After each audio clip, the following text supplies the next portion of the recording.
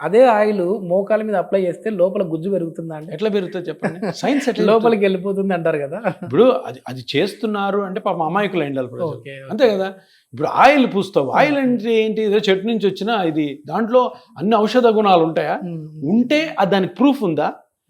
దాని రీసెర్చ్ ఉందా? రీసెర్చ్ ఉండి ఉంటే చాలు. ఇప్పటి వరకు రీసెర్చ్లో ఎటువంటి ఆయిల్ కానీ, ఎటువంటి ఆయింట్మెంట్ కానీ, ఎటువంటి ఫుడ్ కానీ, సార్ నేను ఇది అవిసె గింజలు తింటే గుజ్జు పెరుగుతుంది, బొప్పాయి గింజలు తింటే 100% రాంగ్, బెండకాయలు రాంగ్ న్యూస్. ఎవ్వరు నమ్మకండి. బెండకాయలు అంటే గుజ్జు కాళ్ళలోకి ఎట్లా వస్తాయి? అసలు బెండకాయలు తింటే అది కొంచెం జిగరగా ఉంటది కదా, కొంచెం స్టిక్కీగా ఉంటది, అది వస్తుంది.